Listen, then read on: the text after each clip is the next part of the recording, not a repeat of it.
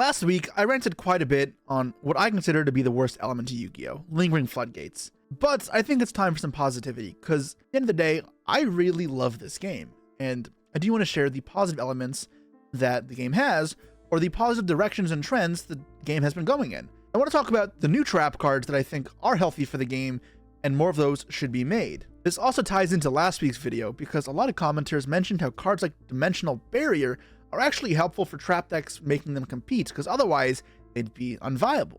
That's the remark people make to defend cards like Skill Drain, Anti-Spell Fragrance, Rivalry of the Warlords. There can be only one, cards like that. However, I think there is a distinction between a control deck that is derived from stun cards, floodgates, and a control deck that is derived from the more classical traps, cards like Torrential Tribute, Compulsory Evacuation Device, Bottomless Trapple, which, yes, are mostly outdated and not that good right now, but that doesn't mean cards like that can't work in the modern, as long as they are updated. And the most modern card like that, which I think is a shining star of what should be expected from trap cards, and has seen meta relevance, is Destructive Daruma Karming Cannon. Now, the biggest thing here is this card doesn't floodgate your opponent. It's a one-time effect only as well.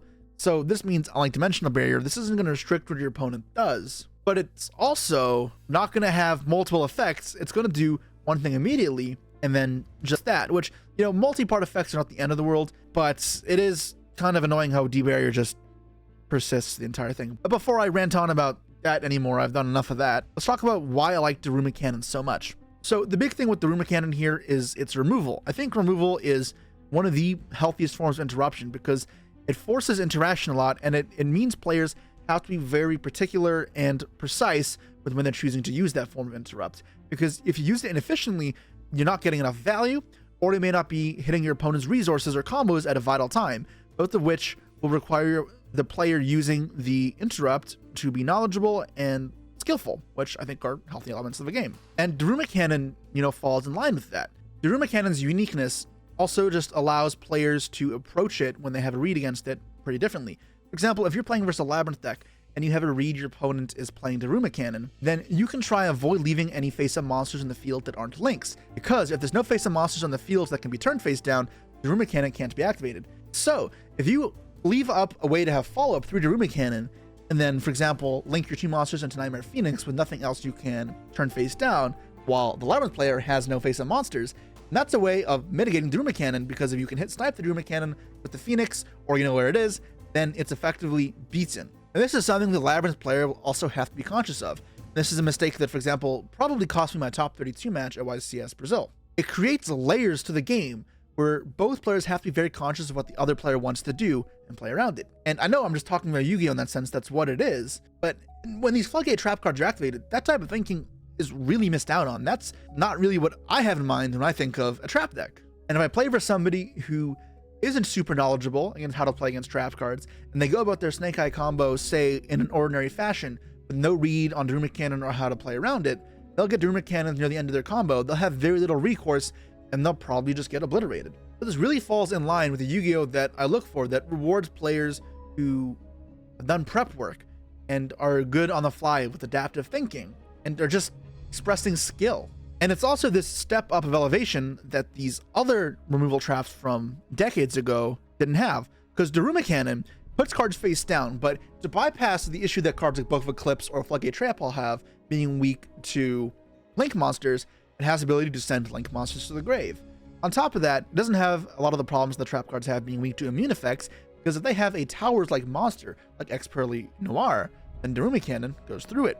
Same with a card like Sanguine Summoning, Daruma Cannon will go through it. And I think it fixes a fair bit of the problem that trap cards have. It really gives it that level of power that is really worth running. It's not something to just be laughed at, as well as not being the problematic type of trap that I've talked about earlier. And this card has seen play countless times over the last few formats in trap decks, and sometimes even not in trap decks. For example, this was probably one of the best thrust targets to play, especially when Book of Moon cards were good. So like when I played Unchained back at YCS Vancouver, I'm pretty sure I played Destructive Daruma Cannon in that deck. I know if I didn't play it at that event, I did play it in Unchained at some points in the side deck. Now the thing is, balancing those type of traps can be a little problematic, because if you make the card too powerful, it does mean that every deck could decide 3 of it going first, and even if it doesn't floodgate your opponent out, it may be too much of a bolster for going first decks that it becomes unhealthy for the game. So that is one other thing we have to keep into account.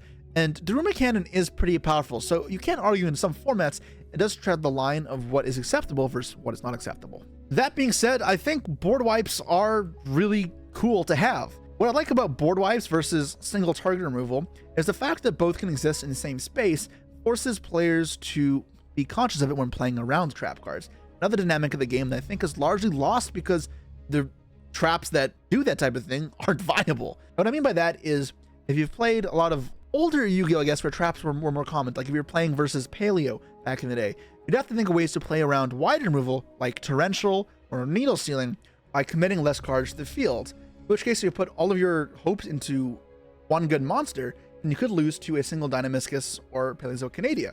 I think this level of choice and forcing players to make reads and calculated decisions is super intricate and interesting. Now, if you've played against or with trap decks, like actual trap decks, not stun decks like Labyrinth or Paleo, then you'll have seen this a lot. I think it's a really fun, different approach to Yu-Gi-Oh that is not like combo Yu-Gi-Oh. And when people talk about old Yu-Gi-Oh like Go format or Edison or whatever, it's not exactly the same because there's a differing level of control decks versus just a mid-range deck from a decade ago, but it does have some of those same elements and skill sets.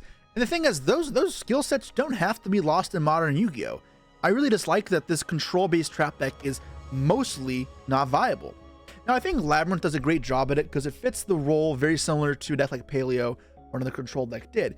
At least in the modern setting, you're not relying too much on floodgates. You're playing a trap deck that does a good job of snowballing value pretty well and using the turns you buy with trap cards into meaningful value to the point where you can win the game pretty effectively, as well as using some of these removal traps, some of those in the form of monster, because Big Welcome turns into Lovely, which is the single target pop, or Daruma Cannon, which is your board wipe. And that is what a lot of modern Labyrinth, at least in this current format, looks like. However, there are many formats in recent Yu-Gi-Oh! And probably in the future where we'll see zero viable control decks, and I don't want it to just be Lab being the only control deck for the next few years. I'd like Konami to put a little more effort into designing more of them. And it doesn't have to be specifically archetypes, right? Because Labyrinth is an entire archetype, but more impactful traps like Ice Dragon Prison, Dogmatic Punishment, which were also pretty solid at improving this, put these decks in the right position. Now, recently we've seen an uptick in Paleozoic decks thanks to Josh and Transaction Rollback, but obviously this is far from meta. And just the fact that Daruma exists already gives it some sort of playability, at least at a rogue level. I just think that's super cool. So if we want more of those to be ingrained into the meta, then this is where I think card design has to go. The fact that Daruma again exists and Ice Dragon Prison exists and these new trap cards exist shows that Konami is willing to go there to make these trap cards better. So I would like to see them continue to do it. Now, trap cards do have other inherent problems. We've talked about them in other videos. Check out my highlight channel. You can see a video where I react to Farfa going over how he'd fix trap cards. And then I give my input on it as well. So I recommend you check that out so you can hear me talk about some of the other problems trap cards have and how to fix them. But I would like to see a future of Yu-Gi-Oh! Where trap cards have a place in the meta, and it's not only once every 3 years, and it's not within continuous trap, floodgate, skill drain, rivalry, barrier, because as someone who's played for 20 years almost, that is not the trap cards that I fell in love with. And yes, I know everyone thinks I'm a combo player, and I love combo decks. It is probably my preference at this point in my career. But the first deck I ever got a top with was this over 20 trap card BA deck. My first several tops, in fact, were with BA in his very control essence. Don't just assume that I don't know what I'm talking about when it comes to trap decks like this. I have a deep fascination for them and understanding of them that I wish I could re-explore. I also like Paleozoic. I played that deck back in the day. I couldn't go to events because I was young, but I played it for months. Let me know what you guys think. Do you think Destructive Daruma Cannon is a net positive on the game of Yu-Gi-Oh? And you want to see more traps follow step with the same design philosophy as Daruma Cannon or Ice Dragon Prison and such, that we can maybe see a more trap-focused meta or just more decks in the meta that involve traps in the future? If you also enjoy these type of discussions where I talk about design philosophies that I either like or dislike in Yu-Gi-Oh, as well as a bit of analysis on them, then leave a like, a comment, and subscribe.